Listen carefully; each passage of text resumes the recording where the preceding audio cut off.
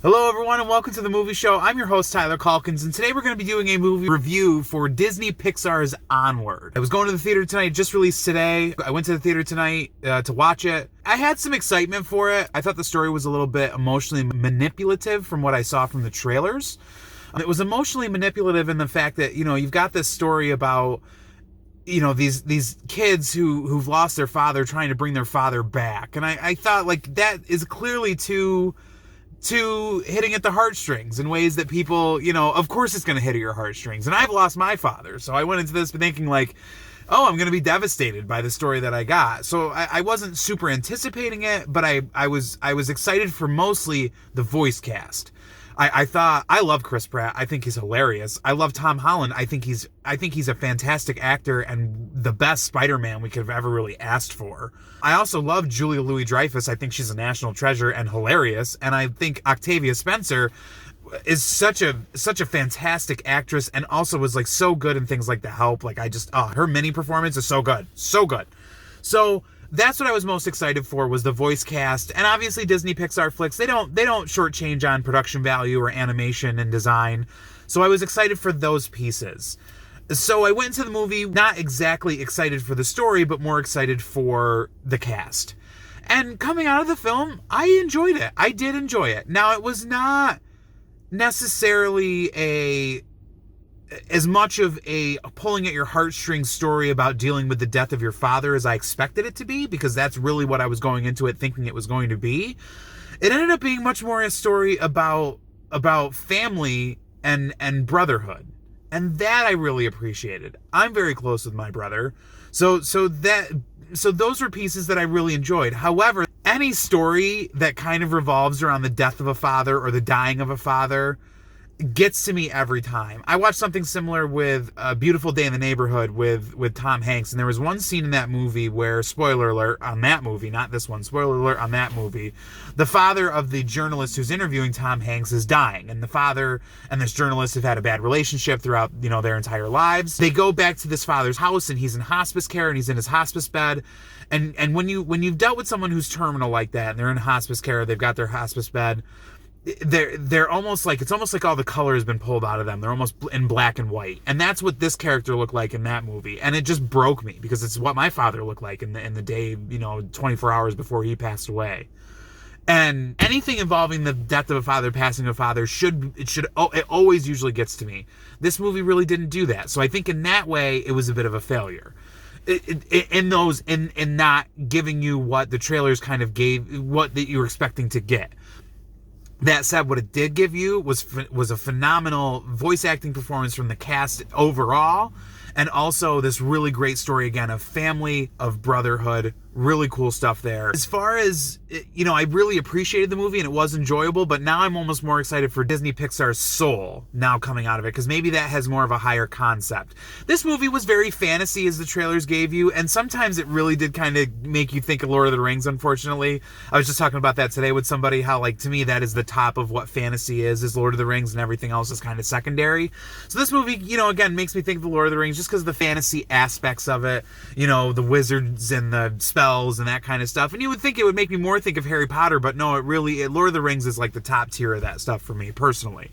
So it did remind me of that to some extent. Some of the story was pretty by the numbers, by the beat stuff, and some of the humor could have been funnier, but some of the humor really did land for me, so that I really appreciated. The person who's kind of an MVP of this movie is going to be Chris Pratt. I think Chris Pratt, his voice performance in the film is hilarious. His acting is fantastic within the movie, and he gives you some quiet moments that you aren't expecting, but they're incredible. They're really great stuff. And I would say maybe second place in this is going to be Tom Holland. He also does an amazing job. Again, they're the stars of the film, so that's not shocking to hear such a thing. But what Tom Holland brings to the role is this earnestness, as he does to many a role, because he just has this earnestness and this down home kind of every guy feeling to him. So that I really appreciated. I want to dive into a couple spoilers now. So if you haven't seen the movie and you want to check out, go ahead. Check on out of here. Put this in your watch later, save later list, and then come back after you watch the movie. We'll finish the conversation then. Some of the spoilers I want to dive into. I loved Julia Louis-Dreyfus's character as the mom in the movie. I thought she was just like the epitome of motherhood and moms, and I thought that she had this great relationship with both of her kids, how she was just trying to be supportive.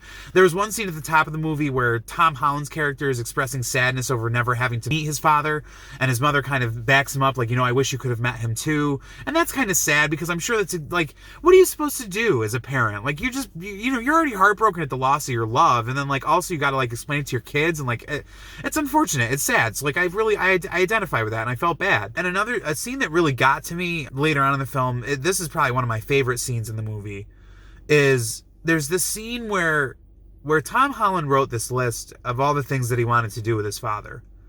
And throughout the whole movie, they realize they've only got like 24 hours to bring their father back to life using the spell. And they got to go find a different gem because the first gem didn't work, or they didn't do the spell right, so they need to get another gem to actually finish it. By the way, not to steer off topic, I thought that was a plot hole to me.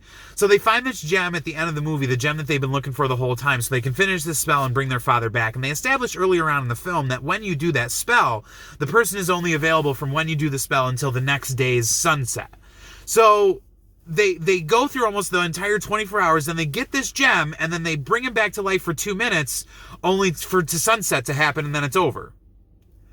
I would think, if anything, I would hold on to that gem, wait till sunset happens, and try to do that spell again so I can get a full 24 hours with my father. That's just me. To me, that's kind of a plot hole. That didn't make any sense to me why they would do that.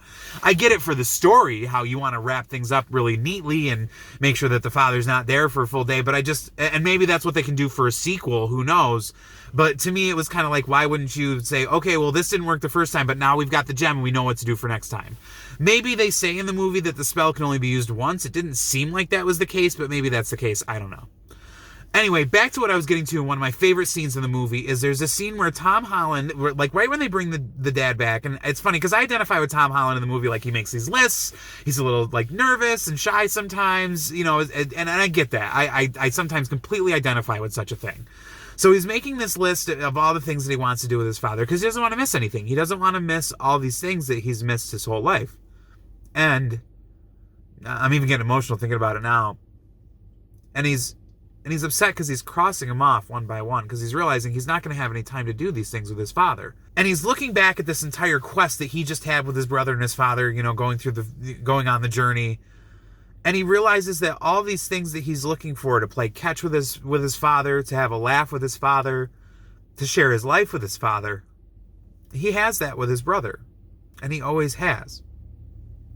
And that got to me. I'm close with my brother, and it just, to me, I identified with it so much because it's like, yeah, like it's not about who you've lost. It's absolutely not about who you've lost. It's who you've got left and how you make those memories with those people that you have left. That's what matters. That's what's important. Grieve. You got to grieve. We all got to grieve. We all got to get through stuff. But what's important is who is still around you, and make memories with those people who you care about, who love you, and who support you and cherish you. And that, I think, was a really great piece of this movie. I will say that is the message of this movie, is support and love your family and take care of them, the ones that you have around you, the ones that you've got, because they are your support system and they matter and they are important.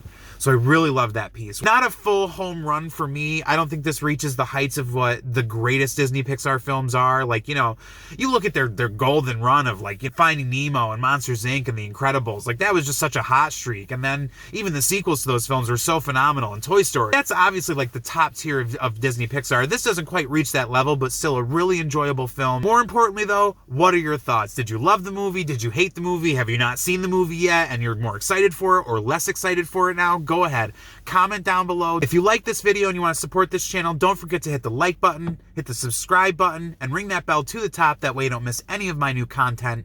As always, thank you for watching. We'll see you soon.